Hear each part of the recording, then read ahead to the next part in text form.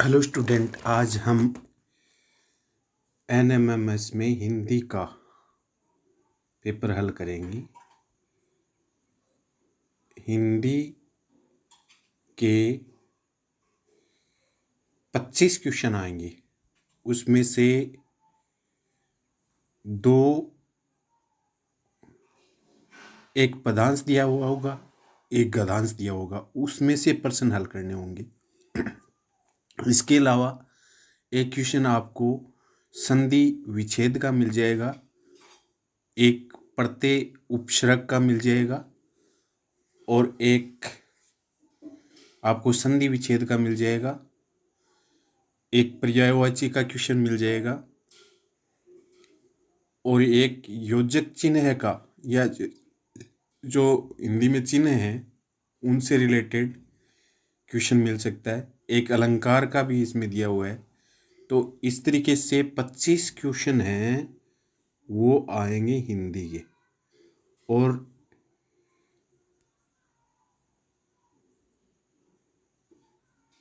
हिंदी, अंग्रेजी और गणित, एसएसटी और विज्ञान तीनों चारों सब्जेक्ट ही चयन के लिए ज़रूरी हैं। तो इसमें पहला जो क्वेश्चन है वो दिया है शुद्ध शब्द का, कि शुद्ध वाक्य कौन सा है, निम्नलिखित में शुद्ध वाक्य कौन सा है। तो अपने को प्रत्येक वाक्य को ध्यान से पढ़ना है। देखो, आपको फीलिंग होगी कि ये वास्तव में ये सही नहीं है। रेडियो की उत्पत्ति किसने की? तो किसी चीज़ का आविष्कार किया जाता है, न कि उत्पत्ति। तो यहाँ ये गलत हो गया, रेडियो की उत्पत्ति किसने की, तो ये गलत है। महादेवी वर्मा हिंदी की प्रसिद्ध कवि हैं, तो महादेवी वर्मा स्त्रीलिंग है, इसलिए कवि न होकर कवियत्री आएगा, इसलिए ये भी गलत हो गया। प्रातः काल घूमना चाहिए। अगला है उसने जल्दी घर जाना है, तो ये पढ़ने में अटपटा लग रहा है। इसका मतलब अपना आंसर कौन सा है? प्रातः काल घूमने जाना चाहिए। इसके बाद में अगला क्वेश्चन है व्यापारिक शब्द में प्रत्यय। तो एक प्रश्न प्रत्यय का एक उपसर्ग का आपको जरूर मिल जाएगा। तो व्यापार प्लस इक, तो रिक नहीं होगा, कै नहीं होगा, इक नहीं होगा, ये इक होगा, यानी ये सही आंसर है इक। इसके बाद में अगला संधि विच्छेद का, तो एक क्वेश्चन आपको संधि विच्छेद का भी मिलेगा। संग्रह प्लस आले, संग्रहालय, संग्रह प्लस आले, तो इसमें संग्रह प्लस ले है, इसमें संग्रह प्लस आले है, इसमें संग्रह प्लस हाले है, इसमें संग्रह प्लस आले है। इसका मतलब ये तीसरा ऑप्शन है, ये सही है अपना, संग्रह प्लस आले। इसके बाद में उपसर्ग पूछ लिया इसमें कि उपसर्ग कौन सा है सम्मान में, सम्मान में उपसर्ग कौन सा है? तो से नहीं है, मान नहीं है, आन नहीं है, शम है। उपसर्ग पहले आता है शब्द में, इसलिए शम सही आंसर हो जाएगा।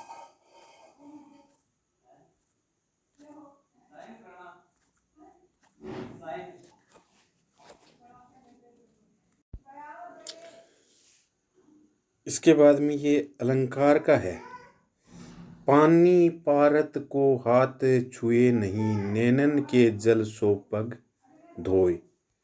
यानी ये वाक्य दिया हुआ है, में पंक्ति में कौन सा अलंकार है? तो उपमा, यमक, मानवीकरण, तो इसमें अतिशयोक्ति अलंकार दिया हुआ है। इसके बाद में कुराफाती शब्द का अर्थ है, तो बनावटी, शिष्टाचारी, शरारती, खोजी। तो अपन जनरली कहते हैं कि इसका दिमाग कुराफाती है, तो इसका अर्थ हो जाएगा शरारती। इसके बाद में है बादल को संदेशवाहक, बादल को संदेशवाहक बनाकर कालिदास ने कौन सी काव्य रचना लिखी? तो ऋतु संहार लिखी, अभिज्ञान संकुतलम, रघुवंश, मेघदूत, ये चारों ही कालिदास की कृतियां हैं, लेकिन बादल को संदेश वाहक बनाकर कालिदास ने ऋतु संहार लिखी। इसके बाद में सूर्य का पर्यायवाची शब्द नहीं है। देखो प्रश्न को ध्यान से पढ़ना है, इसमें सूर्य का पर्यायवाची शब्द नहीं है, इसका मतलब तीन तो हैं, तो तीन हैं कौन से? रवि सूर्य को बोलते हैं, भानु, दिनकर, भास्कर।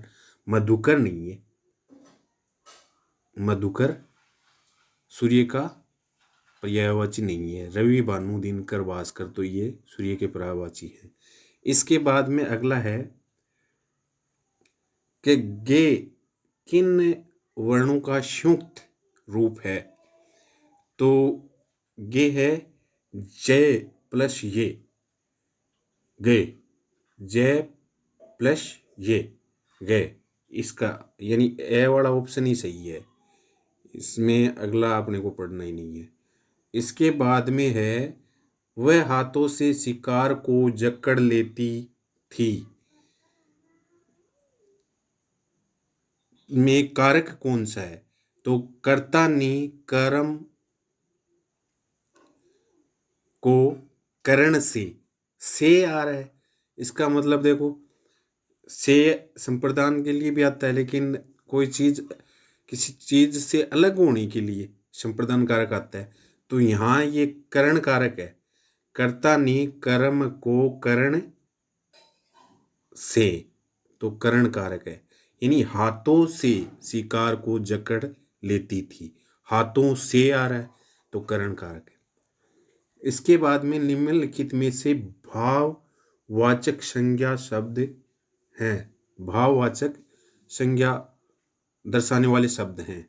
तो भाववाचक आम, सुंदरता, कक्षा, मिठास, जैसे गणना, प्रेम, मिठास, ये भाववाचक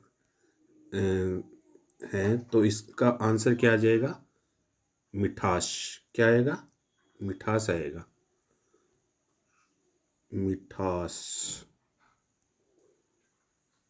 मिठास। इसके बाद में है तरोवर खालिस्तान नहीं खात, शरवर पियत न पान। रिक्त स्थान में तरुवर फल नहीं खात, तरुवर फल नहीं खात, सरोवर पियत पान, यानी इसमें फल आएगा, ये कोई लोकोक्ति है। इसके बाद में है सफेद का विलोम शब्द होगा। तो सफेद मानी सफेद का श्वेत का, तो श्वेत का सफेद तो नहीं होगा, हरा भी नहीं होगा, शीत भी नहीं होगा, श्याम। श्वेत का विलोम क्या होगा? श्याम। निम्नलिखित में से शुद्ध शब्द है, तो शुद्ध शब्द कौन सा है? पेत्रक, ये वाला पेत्रक। ठीक है। मुंह में राम बगल में छुरी लोकोक्ति का अर्थ है, मुंह में राम बगल में छुरी, तो अच्छा व्यवहार जताना किंतु धोखा देने की नीयत। छोटा मुंह बड़ी बात फिर करते फिरना, ये भी गलत है। मुंह में छुरी रखना, राम का नाम लेना, ये भी नहीं होगा। मुंह में छुरी रखने से खून आना, ये भी नहीं होगा। तो ये होगा अच्छा व्यवहार जताना, दिखाना तो ये कि मैं अच्छा हूँ, लेकिन नियत में क्या हो? धोखा। इसके बाद में 5 क्वेश्चन मैंने आपको पहले ही बताए थे, 5 पद भाग का गद्यांश होगा और 5 गद्य भाग वाला। तो इसमें देखो ये एक गद्यांश दिया है कि पत्र व्यवहार की परंपरा भारत में बहुत पुरानी है, पर इसका असली विकास आज़ादी के बाद हुआ। तमाम सरकारी विभागों की तुलना में सबसे ज़्यादा गुडविल डाक विभाग की ही है। इसकी एक खास वजह यह है कि ये लोगों को जोड़ने का काम करता है, घर घर तक इसकी पहुंच है। संचार के तमाम उन्नत साधनों के बाद भी चिट्ठी पत्री की हैसियत बरकरार है। तो इसमें पहला क्वेश्चन ये पूछा है इसने कि कौन सी परंपरा भारत में बहुत पुरानी है? तो पत्र व्यवहार की। ये अपने इससे सीख लिया, पत्र व्यवहार की। ठीक है, विकास की, साधनों की, आज़ादी की, ये नहीं होगा। तमाम सरकारी विभागों की तुलना में सबसे ज़्यादा गुडविल गुडविल किस विभाग की है? तो अपन बात ही किसकी, डाक विभाग की हो रही है। तो रेल विभाग, जलदाय विभाग, बिजली विभाग ये नहीं होंगे। कौन सा होगा? डाक विभाग। गुडविल शब्द का अर्थ है सरकारी पत्र, अच्छी छवि। गुडविल का अर्थ क्या होगा? अच्छी छवि। घर घर तक इसकी पहुंच है। रेखांकित शब्द को जोड़ने वाला चिन्ह क्या कहलाता है? समास योजक चिन्ह। समास योजक चिन्ह। चिन्ह का एक क्वेश्चन श्योरली आपको पूछा जा सकता है। जैसे मान लो ये है अंश, अंश, अंश। तो इसमें ये क्या है? ये ऊपर ए के ऊपर टिमकी लगी हुई है, ये इसको क्या बोलते हैं? अनुस्वार बोलते हैं। क्या बोलते हैं? अनुस्वार बोलते हैं। और चंद्र बिंदु जिसको ये वाला ये वाला चिन्ह किसका है? अनुनासिक का है। किसका है? अनुनासिक का है ना। ये पूर्ण विराम का है, ये अल्प विराम का है ना। और अल्प विराम के ऊपर एक टिमकी लगा दें तो ये अर्ध अल्प विराम हो जाएगा। तो एक चिन्ह का क्वेश्चन आपसे जरूर पूछा जा सकता है, इसको अच्छे से तैयार करो आप। इसके बाद में अगला क्वेश्चन देखो, इसमें पूछा है कि उन्नत शब्द का विलोम। तो विलोम शब्द दो आ गए, एक पहले भी आ गया, एक इस पैराग्राफ से आ गया। तो उन्नत का अवनत। उन्नत का क्या होगा? अवनत। उन्नत का अवनत। इसके बाद में ये पदांश आ गया। बरसे बदरिया सावन की, बरसे बदनिया शावर की, सावन की मन भावन की, सावन में उमंग्यो मेरो मन, बनक सुनी हरी आवन की, उमड़ घुमड़ चहु दिस में आया, दामिन दम के झर लावन की, नैनी नैनी बूदन में हा, बरसे शीतल पवन सुहानी की, मीरा के प्रभु गिरधर नागर, आनंद मंगल गावन की। इससे अपने को प्रश्न के उत्तर देने हैं। तो इसमें देखो पहला प्रश्न तो यही पूछ लिया कि ये रचना है, पद है, किसकी है? तो ये मीरा की चर्चा हो रही है, तो मीरा की है। इस पद में आए हरि शब्द का अर्थ मीरा कृष्ण की भक्ति। इसका मतलब इसका आंसर क्या आएगा? हरि का मानी कृष्ण से, यहाँ कृष्ण को बता रहा है। पवन सुहानी लगती शीतल, पवन सुहानी लगती, ठंडी हवा है वो सुहानी लगती है। शुष्क आदर उष्ण पवन तो अच्छी नहीं लगती। नन्ही नन्ही बूंदन में हा, बरसे पंक्ति में रेखा अंकित शब्द है। तो नन्ही नन्ही बूंदन यानी बूंदों की विशेषता बता रहा है, और बूंदों की विशेषता बता रहा है तो ये विशेषण हो गया।